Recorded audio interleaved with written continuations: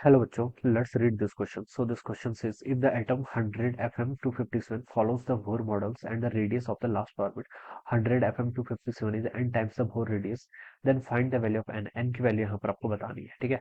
तो चलिए बच्चों, इस क्वेश्चन का की कॉन्सेप्ट आप क्या लिख सकते हैं। The key concept of this question is, ये आपका बोर एटॉमिक मॉडल पर बेस्ड क्वेश्चन है, ठीक है। तो इस क्वेश्चन का की कॉन्सेप्ट आप क्या लिख लीजिए, Bohr's atomic model. Alright, Bohr's atomic model, ये क्या जाएगा बच्चों इस क्वेश्चन का आपके आंसर की कॉन्सेप्ट। अब बच्चों देखिए, बोर एटॉमिक मॉडल आपको क्या बताता है।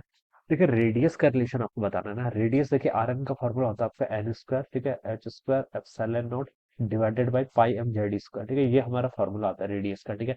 अगर हम बोर एटॉमिक मॉडल को एनालिसिस करते हैं तो यहाँ से आता है, ठीक है। अब बच्चों देखिए, एन स्क्वायर और जेड ये टर्म आपकी कांस्टेंट है, ठीक है। सॉरी, ये टर्म आपकी वेरिएबल है, H square epsilon divided by pi M E square, ये टर्म आपकी कांस्टेंट है। और ये पूरी टर्म क्या कहलाती है, आर नॉट, जिसे हम क्या बोलते हैं, आपका बोर रेडियस बोलते हैं। तो आर नॉट टाइम्स आप एन स्क्वायर बाय जेड लिख सकते हैं। एन, एन भी बच्चों को एक दूसरा सिंपल यूज करते हैं, पर कभी क्वेश्चन में एन किसी और के लिए यूज किया हुआ है, ठीक है। मैं इसको यहाँ पर लिंक भी दूंगा, ठीक है। ये आपका M square H square epsilon हो और यहाँ पर एम हो जाएगा, ठीक है।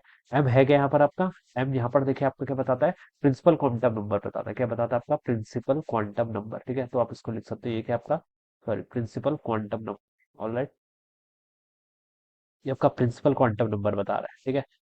तो ये आपका हो जाएगा, ऑलराइट। तो देखिए बच्चों, यहाँ पर से हम इसको ऐसे लिख सकते हैं। अब क्वेश्चन में क्या बोला गया है, if the atom follows the bore atomic model and radius of the last orbit, ठीक है। लास्ट ऑर्बिट की रेडियस बतानी इसके, ठीक है। बच्चों उसका लास्ट ऑर्बिट होगा क्या, पहले ही बताइए, ठीक है। जैसे आपके पास एक एटम क्वेश्चन में ऐसे गिवन कर रखा है 100 FM 257, ठीक है। इससे आपको क्या समझ में आ रहा है, इससे ये समझ में आ रहा है इसमें नंबर ऑफ प्रोटॉन्स की संख्या कितनी, नंबर ऑफ प्रोटॉन्स 100 के इक्वल है, ठीक है। नंबर ऑफ प्रोटॉन्स यानी कि पी की वैल्यू आपकी कितनी हो जाएगी, 100 के इक्वल हो जाएगी, ठीक है। या फिर इसको आप जेड बोल दीजिए, एटॉमिक नंबर ही बोलते हैं, ठीक है। और इसमें 257 इसका मास नंबर है, क्या है, 257 इसका मास नंबर है, इससे आपको ये हिंट हुई है, ठीक है।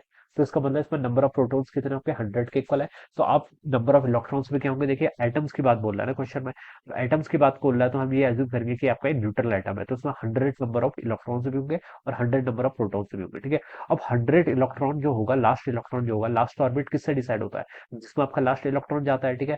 तो वो डिसाइड करना है। तो देखिए बच्चों, कैसे डिसाइड करेंगे, ये आपका 2n स्क्वायर का फॉर्मूला होता है। जैसे जो आपका देखिए एटम्स होता है उसमें, जैसे आपका न्यूक्लियस है, ठीक है।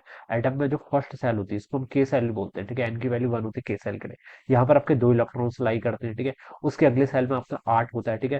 फिर उसके 18, देखिए इसमें हम एन की वैल्यू अलग अलग पुट कर देंगे। एन 1 पुट करेंगे तो 2, ठीक है, फिर 8, फिर 18, फिर 32, ठीक है, फिर 50, ठीक है।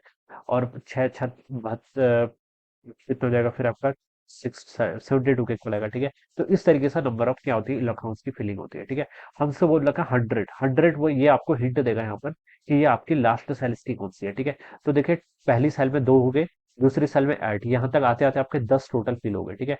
फिर अगला 18 और हो गया, तो अभी तक टोटल कितने हो गए, 28 हो गए, ठीक है। उसके बाद 32 और हो जाएगा तो कितने हो जाएंगे, 60 हो जाएंगे। उसके बाद 50 और हो जाएगा तो कितने हो जाएंगे, आपका 110 के इक्वल हो जाएंगे। और इसमें कितने आपके 100 के इक्वल, ठीक है। तो बता सकता हूँ जो आपका लास्ट इलेक्ट्रॉन होगा वो किस वाले में लाई करेगा, किस वाले में, 50 वाले में, ठीक है। तो 1 2 3 4 5, तो इसके करस्पॉन्डिंग जो आपकी क्या आ रही है, एन की वैल्यू आ रही है बच्चों, वो कितनी आ रही है आपकी 5 के इक्वल आ रही है। सॉरी, एन नहीं, एम लिखी है, ठीक है। हमने इसको एम से रिप्रेजेंट किया है यहाँ पर, ठीक है। तो एम कितना आ रहा है आपका 5 पर। मेरे कहने का मतलब ये है कि जो इसका लास्ट इलेक्ट्रॉन होगा वो किस पर होगा, आपके 5वें ऑर्बिट पर होगा, किस पर होगा, आपके 5वें ऑर्बिट पर। तो आपने एम की वैल्यू यहाँ पर से कैलकुलेट कर ली।